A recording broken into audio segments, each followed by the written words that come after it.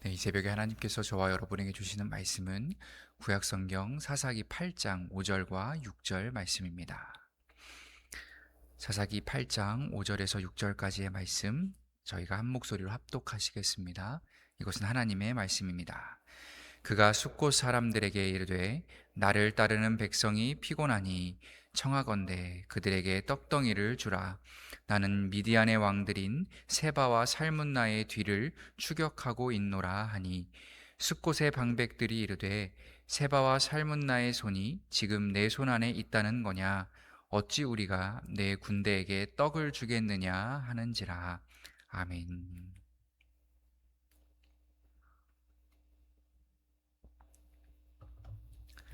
구약성경 민수기 32장에 보면 재미있는 이야기가 등장을 합니다. 그래서 1절 말씀을 보면요.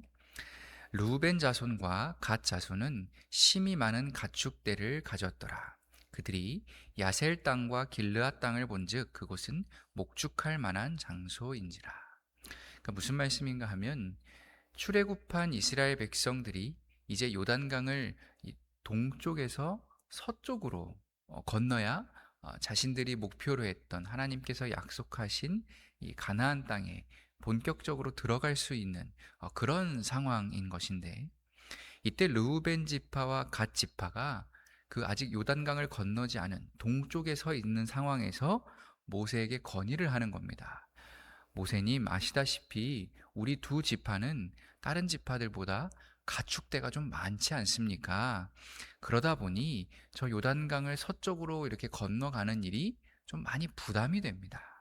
근데 마침 이 요단강, 지금 우리가 있는 이 동쪽 지역이 넓은 지역이고 목축하기에 참 적절한 것 같으니 그냥 우리 이 두 지파는 요단강을 건너지 않고 이 요단강 동쪽 땅에 머무르면서 아예 여기를 기업으로 삼아서 정착을 그냥 눌러 앉으면 어떻겠습니까?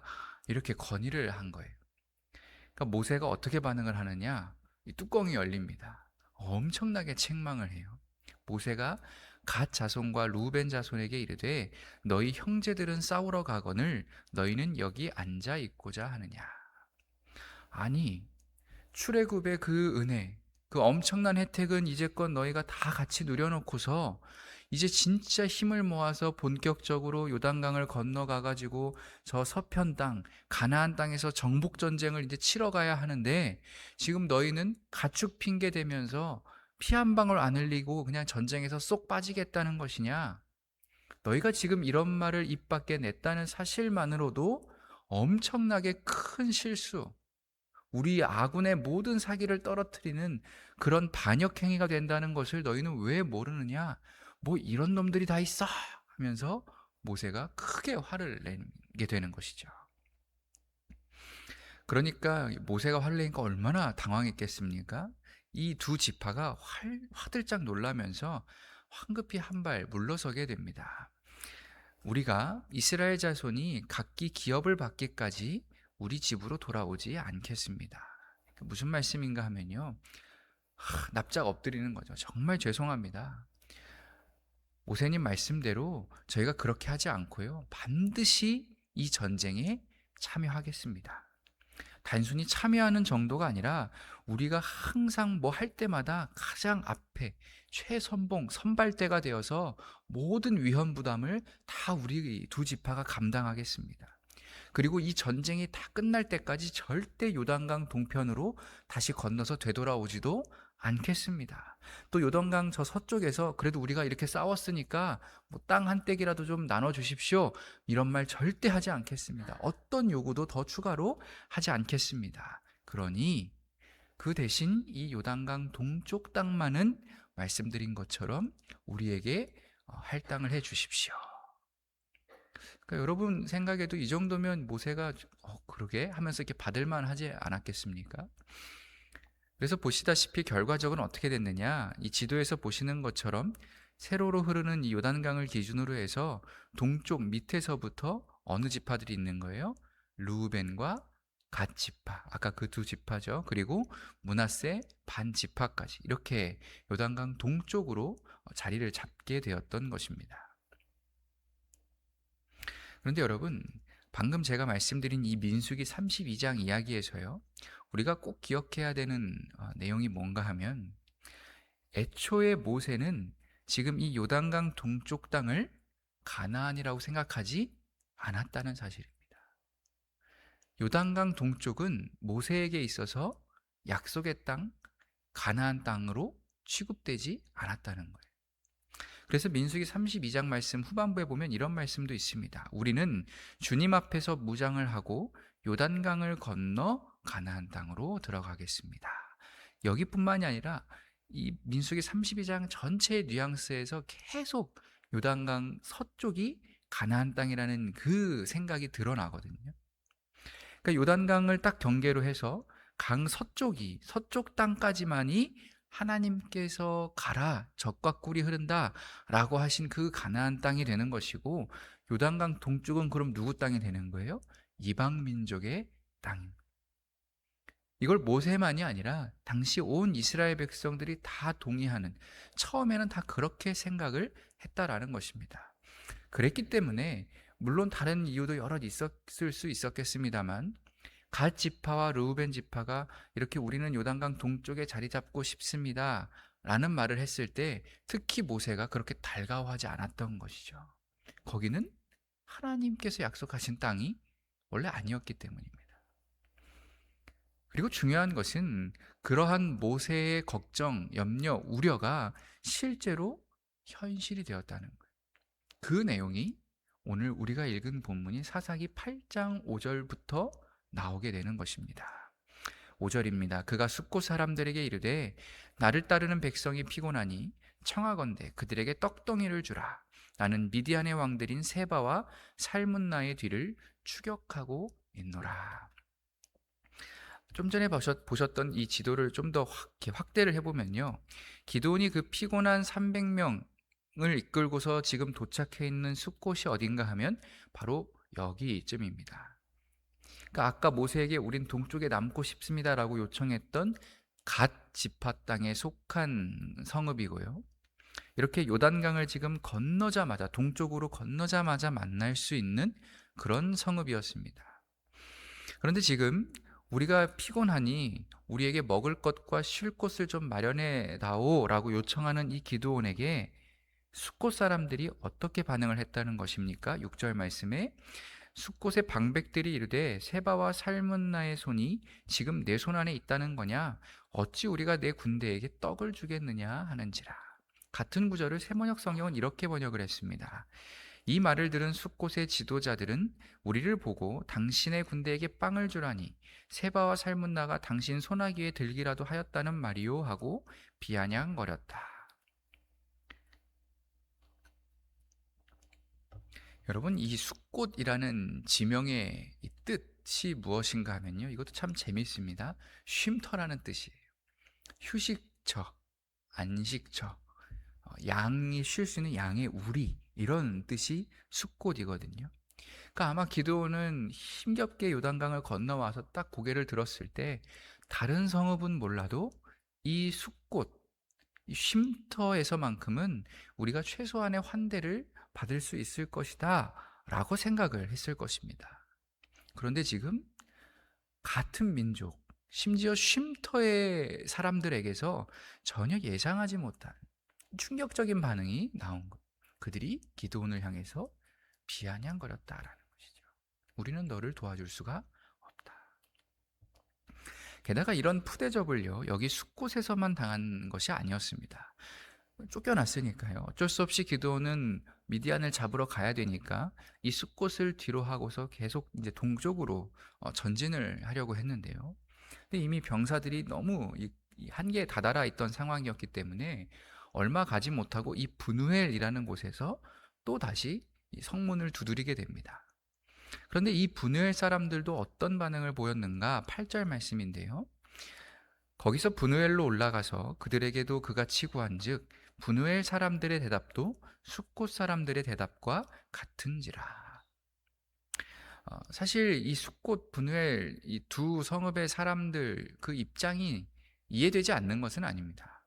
저희가 아까 처음에 민수기 32장 말씀을 통해 살펴보았듯이 이들은 요단강 서쪽이 아니라 동쪽에 자리를 잡은 갓 지파 소송의 백성들이었기 때문에 사실상 심리적으로 봤을 때 일부러 우리가 요단강을 건너가서야 마주할 수 있는 이스라엘 동포들보다는 고개만 돌리면 바로 육지를 경계를 맞대고 있는 동쪽의 모압, 암몬, 아람 이런 이방 민족들과 훨씬 더 교류가 많았을 것입니다.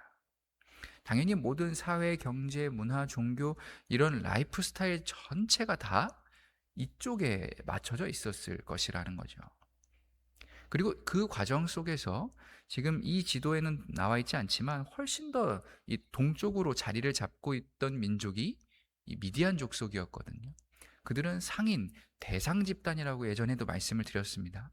그래서 여러 나라를 활발히 왕래를 했기 때문에 당연히 이들은 그 미디안 족속들과도 어떤 친분이 있었을 것이고 그들의 영향을 더 많이 요단강 서쪽에 있는 다른 지파들보다도 더 많이 그 영향권 아래 놓여 있었을 거라는 것이죠.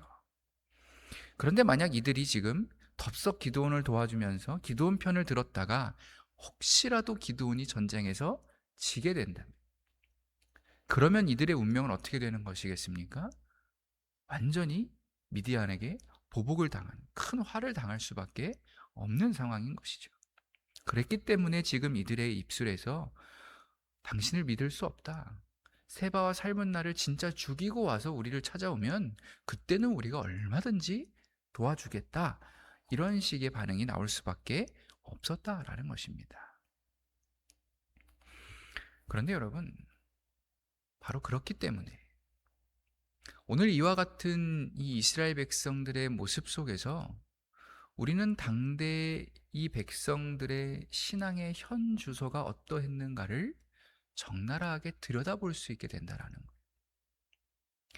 여러분, 오늘 이 사사기 8장 5절 6절 이하의 말씀은요, 단순히 숫꽃 분회할 사람들이 왜 이렇게 인색했는가, 왜 이렇게 정이 없는가, 이기적인가, 이걸 따져 묻는 게 목적이 아닙니다.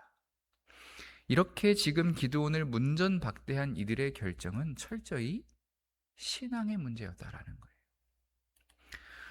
세바와 살문나가 지금 기드온 네 손에 있느냐, 이 말 한마디로써요, 오늘 숫꽃과 분우엘 사람들은 자신들이 하나님보다 미디안을 훨씬 더 두려워하고 있다는 사실을 스스로 자인한 것입니다.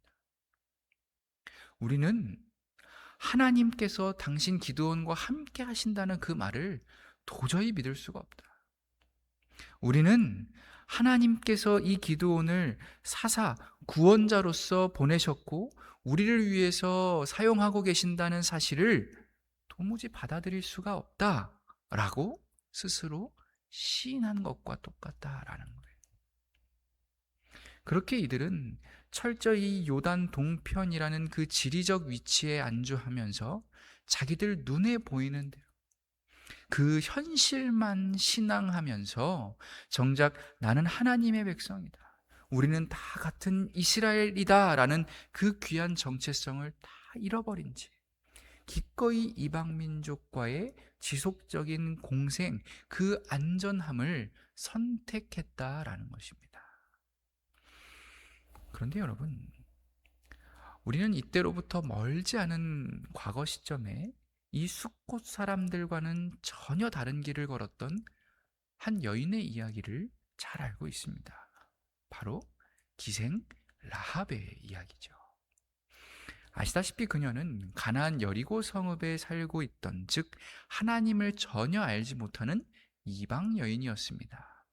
그럼에도 불구하고 이 라합은요, 자신의 집에 숨어든 그 정탐꾼, 이스라엘 정탐꾼 2명에게 사실은 내가 당신들의 하나님께서 출애굽한 이후에 어떤 일들을 행해 오셨는지 소문으로 들어서 알고 있다라고 말을 하면서 이런 신앙 고백을 그들에게 했습니다. 함께 읽습니다.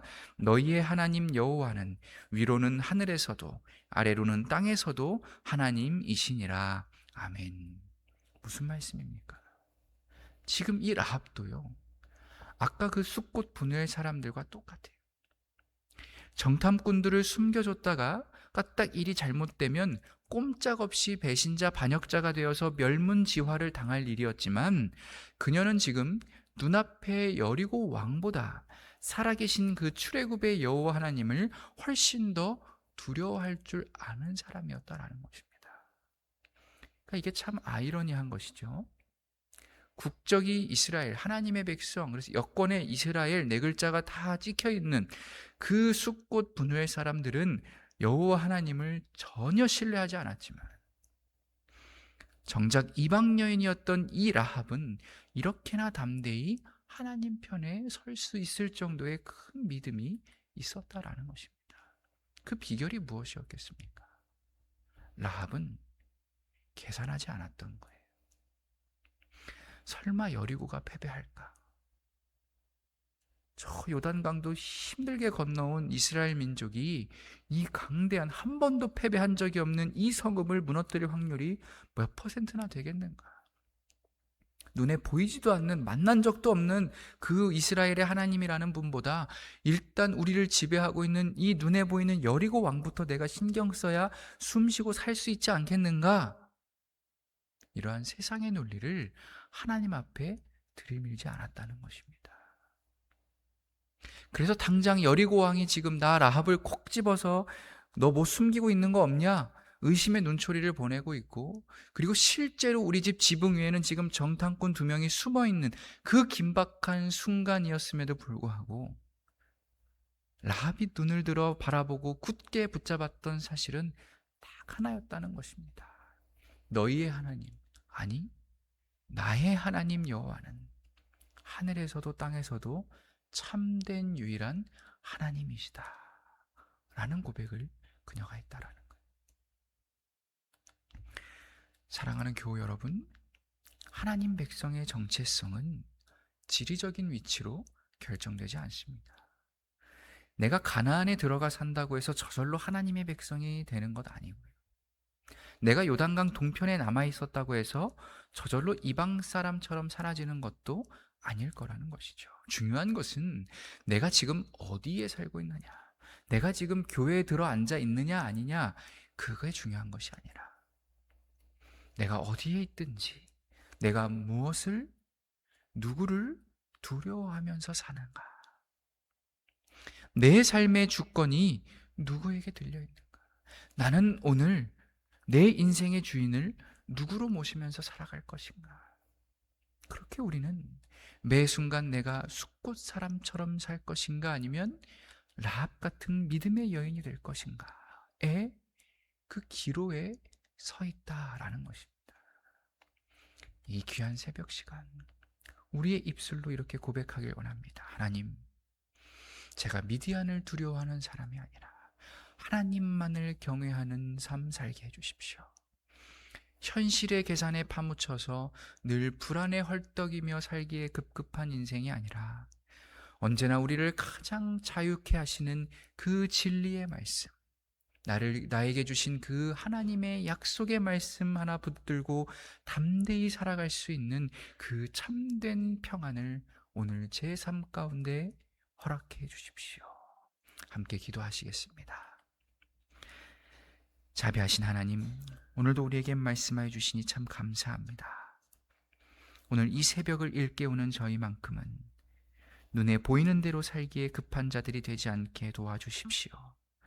남들이 볼 수 없는, 세상의 시선으로는 보이지 않는 그 하늘의 천군 천사를 믿고 대망하며 언제나 넉넉히 승리하는 자들이 다 되게 도와주시옵소서.